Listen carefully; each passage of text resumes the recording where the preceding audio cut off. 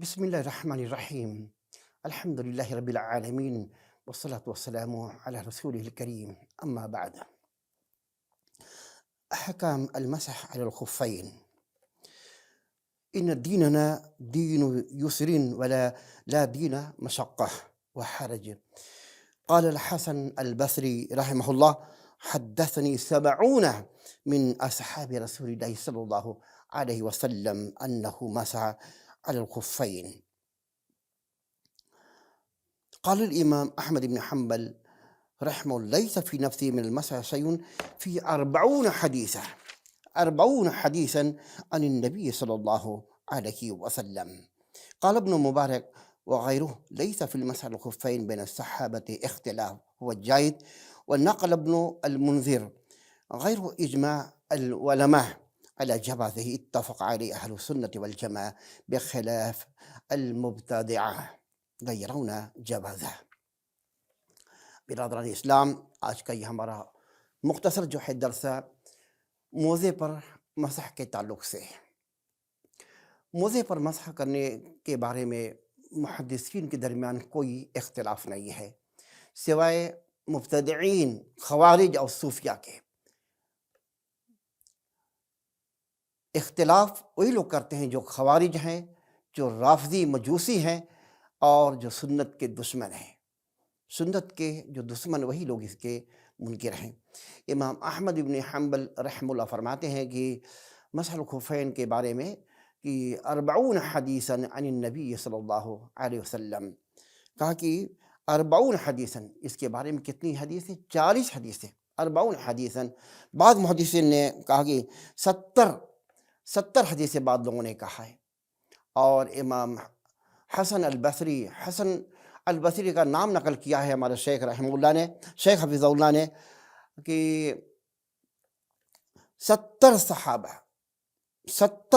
رسول صلی اللہ علیہ وسلم جو مسح کرتے تھے خفین پر، موزے پر، اس کو نقل کیا ہے روا ابن منذر فی الاوسط کے اندر۔ کوئی اختلاف نہیں، کوئی اختلاف نہیں ہے صحابہ کرام کے درمیان۔ ایسے ہی ابن مبارک کا بھی قول نقل کیا ہے محدثین نے، ابن مبارک رحمہ اللہ کا قول بھی نقل ہے۔ انہوں نے کہا کہ لیس فی المسح الخفین بین الصحابۃ اختلاف، صحابہ کے درمیان کوئی اختلاف نہیں۔ اختلاف اگر کوئی کر رہا ہے تو یہ مقلدین کا طبقہ اختلاف کر رہا ہے، وہ منکر ہے۔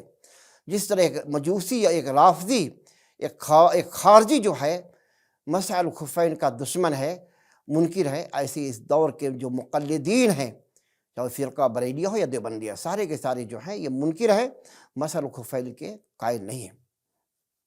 مسح الخفین، خف عربی کے اندر چمڑے کے موزے کو خف کہا جاتا ہے، اور جورب جو ہے یہ اون کا ہو یا صوف کا ہو یا کپڑے کا ہو، جسے میغطی الکعبین، جسے ٹخنا اور پیر ڈھک جائے، اس پر مسح کرنے میں کوئی حرج کی بات نہیں، کیا جا سکتا ہے، کوئی حرج کی بات نہیں۔ رسول اللہ صلی اللہ علیہ وسلم نے رخصت دیا ہے اس کے تعلق سے کہ مقیم جو ہے 1 دن 1 رات مسح کر سکتا ہے، اور مسافر 3 دن اور 3 رات موزے پر مسح کر سکتا ہے، کوئی حرج کی بات نہیں۔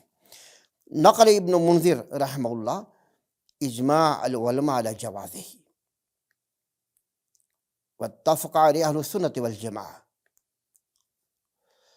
علماء کا اجماع ہے، علماء جو سلف علماء ہیں، محدثین کا باقاعدہ اجماع ہے، اور متفقہ یہ فیصلہ اہل سنت والجماعت کا۔ کس کے خلاف؟ کہا کہ مبتدعین جو ہیں، رافضی، جو مجوسی، جو صوفیہ ہیں، ان کا اختلاف ہے، انہوں نے اختلاف کیا اور اس کے باقاعدہ اس کا انکار کیا ہے، کوئی نہیں کرے گا۔ مسح الخفین نبی سے ثابت ہے، کرنا چاہیے۔ اگر وضو کرنے کے حدث اصغر اگر ہے تو وضو کر کے اگر پہن لیا گیا ہے تو کوئی حرج کی بات نہیں، 1 دن 1 رات مقیم مسح کر سکتا ہے، اور مسافر جو ہے 3 دن اور 3 رات مسح کر سکتا ہے۔ شرط یہ ہے کہ وضو کر کے پہنا گیا ہو، موزہ وضو کر کے پہنا گیا ہو تو کوئی حرج کی بات نہیں۔ اگر آدمی جنابت اکبر کی حاجت ہو چکی ہے، جنبی ہو چکا ہے، ناپاک ہو چکا ہے، تو اس کے لیے شرط اس کے لیے مسح نہیں ہے، اس کے لیے نہانا ہے، نہا کر کے صاف پاک صاف ہو جائے، وضو کرنے کے بعد موزہ پہن لے، اس پر جا کر کے مسح کرے۔ تو یہ جو ہے مقیم کے لیے رسول اللہ صلی اللہ علیہ وسلم نے رخصت دی ہے انہ رخصہ فعلہ افضل من نوع الخفین وغسل الرجلین اخذا برخصت اللہ و اقتداء بالنبی صلی اللہ علیہ وسلم۔ اللہ تعالیٰ کی رخصت ہے، اللہ کے نبی نے اقتداء کرتے ہوئے ہمیں موزے پر مسح کرنا چاہیے۔ کہا کہ سوائے مخالف للمبتدعہ، یہودیوں کی مخالفت بھی ہو جائے، یہودیوں کی مخالفت بھی، یہ ان صوفیہ کی جو بدعتی جو مقلدین کا جو طبقہ ہے، ان کی مخالفت بھی ہو جائے گی، اور نبی کی سنت کی پیروی بھی ہو جائے گی، اور ایک سنت جو مردہ ہو رہی ہے وہ زندہ ہو جائے گی۔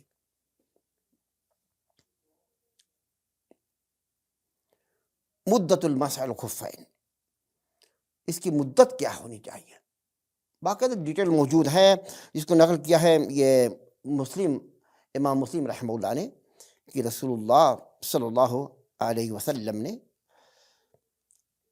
رخصت دی ہے، بنایا ہے، کیا ہے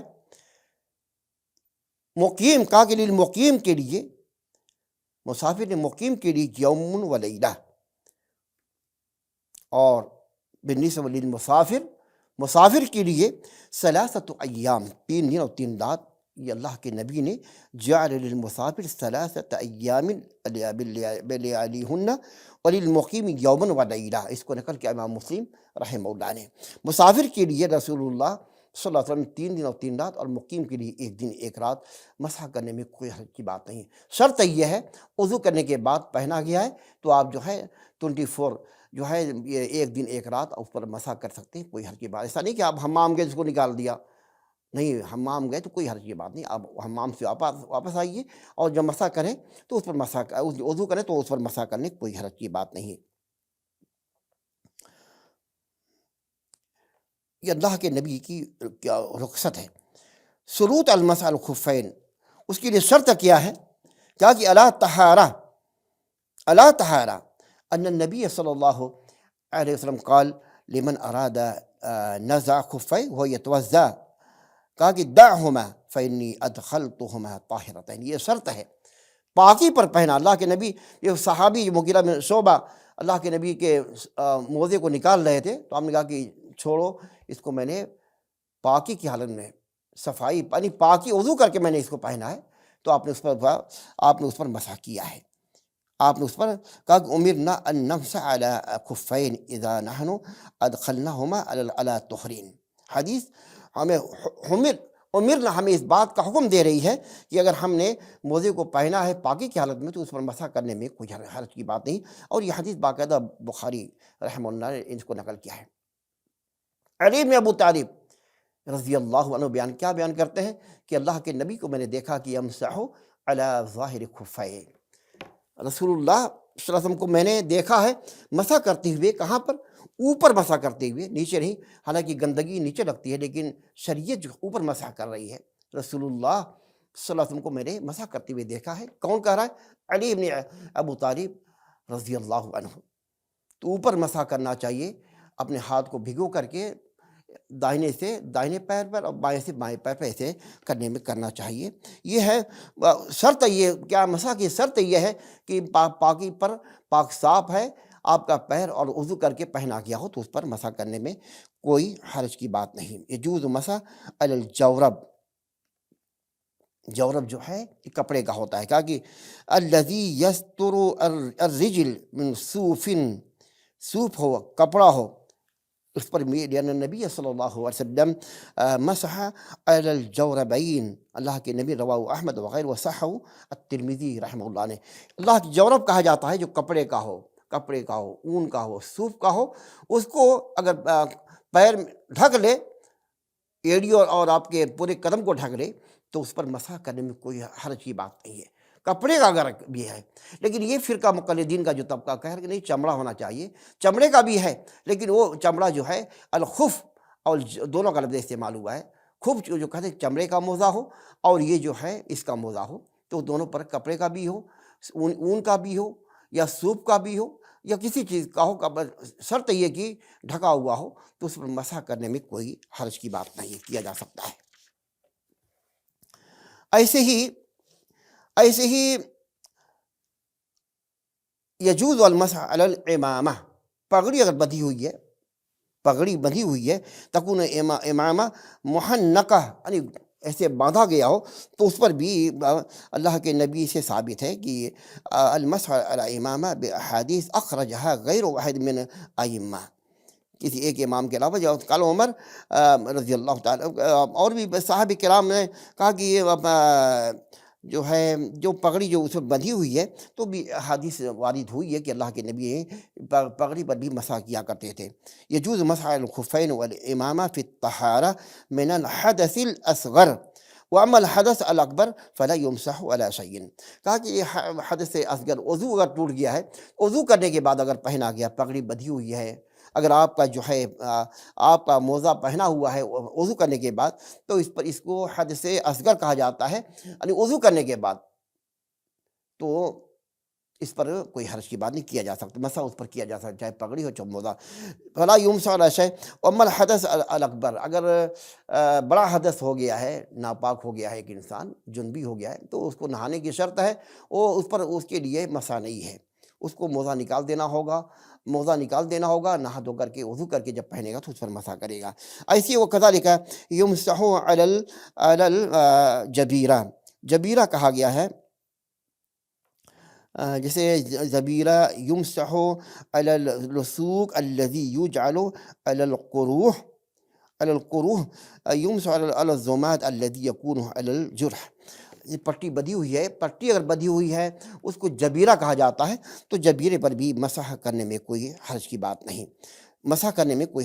نہیں، ایسے کوئی پٹی بدھی ہوئی ہے، کہا کہ پٹی اگر زخم پر بنی ہوئی ہے، کل هذه الاشیاء یمسح علیہا بشرط ان تکون علی قدر الحاجہ، حاجت کے مطابق جو ہے اس پر مسح کرنے میں کوئی حرج کی بات نہیں ہے، کیا جا سکتا ہے، لیکن اگر حاجت نہیں تو کوئی بات نہیں، اس کو نکال کر کے اس کو دھو لیا جائے، لیکن اگر حاجت ہے تو کوئی حرج کی بات نہیں کرنے میں۔ تو غرضی کی ثابت یہ ہوا ہے، یہ مختصر ہمارا درس تھا، یہ ثابت ہوا کہ موزے پر مسح کرنا جائز ہے اور پگڑی پر بھی مسح کرنا جائز ہے، ایسے پٹی ہے جو ہے پٹی بدھی ہوئی ہے اور جو ہے اس پر بھی مسح کرنے میں کوئی حرج کی بات نہیں۔ اللہ تعالیٰ سنت سے محبت کرنے کی توفیق عطا فرمائے۔ اللہ جو سنتیں ہمیں جو مردہ ہو چکی ہیں، اللہ اس کو زندہ کرنے کی توفیق عطا فرمائے۔ یہ سنت ایسی سنت ہے جس کے دشمن ہیں، مقلدین کا ایک طبقہ ہے، رافضی مجوسی کا طبقہ ہے، مبتدعین کا یہ ایک طبقہ ہے جو مسح الخفین کا دشمن ہے۔ ہم اس سنت کو ہم زندہ کرنے کی کوشش کریں گے اور ہم اس کو عام کریں گے کہ نبی کی سنت سے محبت کرنا جنت میں داخلے کے لیے ضامن ہے۔ نبی نے کیا فرمایا، من احب سنتی فقد احبنی ومن احبنی کان معی فی الجنہ، جس نے میری سنت سے محبت کیا، اس نے مجھ سے محبت کیا، وہ میرے ساتھ جو ہے جنت میں جائے گا۔ یہ نبی کی سنت ہے، اس پر ہمیں، اور 40 حدیثیں، بعض محدثین نے کہا کہ 70 حدیثیں، اور صحابہ کرام کے درمیان کوئی اختلاف نہیں ہے، تو مسح کیا جا سکتا ہے، چاہے چمڑے کا ہو یا یہ کپڑے کا ہو یا اون کا ہو۔ اگر پاکی کے بعد وضو کرنے کے بعد پہنا گیا ہے تو مسافر 3 دن اور 3 رات مسح کر سکتا ہے، وہ پیشاب پیخانہ کرنے جائے، سو جائے، پھر بھی نہ نکالے، اس پر مسح کر لے، اور مقیم جو ہے 1 دن 1 رات مسح کر سکتا ہے۔ یہ اس کا خلاصہ ہوا۔ اللہ تعالیٰ ہمیں سنت کو زندہ کرنے، سنت سے محبت کرنے کی توفیق عطا فرمائے، آمین۔ السلام علیکم ورحمۃ اللہ وبرکاتہ۔